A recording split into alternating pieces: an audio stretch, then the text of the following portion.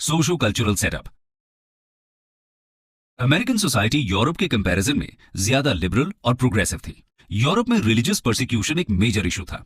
जिस कंट्री में Catholics majority में होते वहां प्रोटेस्टेंट्स को परसिक्यूट किया जाता, वहीं प्रोटेस्टेंट मेजॉरिटी कंट्री कैथोलिक्स को परसिक्यूट करती थी।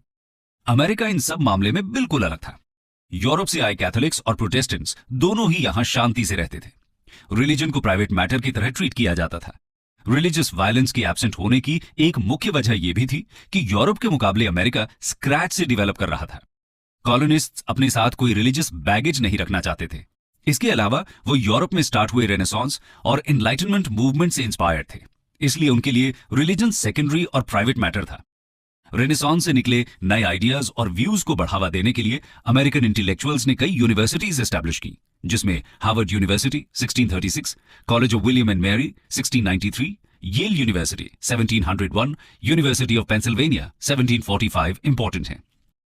इन्होंने रैशनल थॉट्स और साइंटिफिक थिंकिंग स्प्रेड करने में इंपॉर्टेंट रोल निभाया। जब अमेरिकन रेवोल्यूशन स्टार्ट हुआ तो कई नए आइडियाज जैसे republicanism, elections, human rights, free speech etcetera को पॉपुलराइज करने में इन यूनिवर्सिटीज का इंपॉर्टेंट रोल रहा। अमेरिकन सोसाइटी की एक और खास बात थी कि यहां बस दो ही क्लासेस थे, रिच और पुअर। यूरोप की तरह यहां कोई नोबिलिटी या सामंत वर्ग नहीं था। बर्थ से किसी को भी सोसाइटी में इंपॉर्टेंट पोजीशन नहीं दिया जाता था। सारे पोजीशंस मेरिट से कमाए जाते थे। अमेरिकन सोसाइटी के इस एटीट्यूड से वहां रिपब्लिकन गवर्नमेंट एस्टैब्लिश करना आसान हुआ।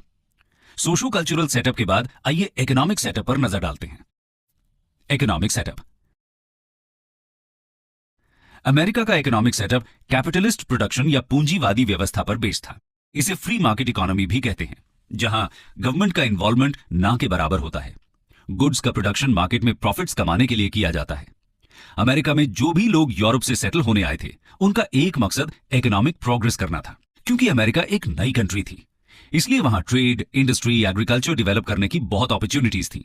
1607 में अमेरिका में पहली इंग्लिश कॉलोनी एस्टैब्लिश होने के 150 साल के अंदर ही अमेरिका में एक वाइब्रेंट कैपिटलिस्ट सिस्टम डेवलप हो चुका था। एग्रीकल्चरल प्रोडक्शन की बात करें तो फार्मर्स टोबैको, कॉटन, शुगरकेन जैसे क्रॉप्स उगाते थे, जिसका एक मेजर पोर्शन एक्सपोर्ट किया जाता था। इसके साथ ही शिप बिल्डिंग, टिम्बर और माइनिंग जैसी इंडस्ट्रीज में भी काफी प्रोग्रेस देखी गई थी। कॉलोनीज आपस में ट्रेड के साथ अटलांटिक ओशन की दूसरी तरफ यानी यूरोप में भी गुड्स एक्सपोर्ट किया करती थी। जहां 13 कॉलोनीज में सेटल्ड कॉलोनिस्ट अपनी इकोनॉमिक प्रोग्रेस के लिए मेहनत कर रहे थे, वहीं ब्रिटेन इन्हें इंपीरियलिज्म या साम्राज्यवाद की नजर से देखता था। ब्रिटेन अपनी अमेरिकन कॉलोनीज के लिए ऐसी ट्रेड पॉलिसीज डिजाइन करता था जिसका मैक्सिमम बेनिफिट ब्रिटेन की पॉपुलेशन को हो, ना कि अमेरिका में